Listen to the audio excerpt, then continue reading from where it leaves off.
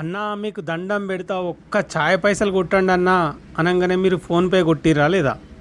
అన్నా మీకు దండం పెడతా ఒక్క టిఫిన్ పైసలు కొట్టండి అన్నా అనగానే మీరు గూగుల్ పే చేసిరా లేదా? చేసిర్రు. అన్నా ఒక్క ఆదివారం మీరు తినే చికెన్ పైసలు కొట్టండి, ఒక్క ఆదివారం మీరు తినే మటన్ పైసలు కొట్టండి అన్నా అని అడుక్కుంటే పైసలు కొట్టిరా లేదా? కొట్టిర్రు. మీరు పే చేసిర్రు కాబట్టే, ఎవడు పడితే వాడు అడుక్కుంటే మీరు పే చేస్తారు కాబట్టే, వెనక ముందు ఆలోచించకుండా పే చేస్తారు కాబట్టే మిమ్మల్ని తీన్మార్ మల్లన్న పెయిడ్ ఆర్టిస్టులు అని చెప్పిండన్నమాట. పెయిడ్ ఆర్టిస్టులు. అట్లనే ఎప్పుడూ ఒక రాజకీయ పార్టీకి డైరెక్ట్గా సపోర్ట్ చేసుకుంటూ కూడా నేను జర్నలిస్టుని అని డ్రామాలు ఆడిండు చూసిర్రా?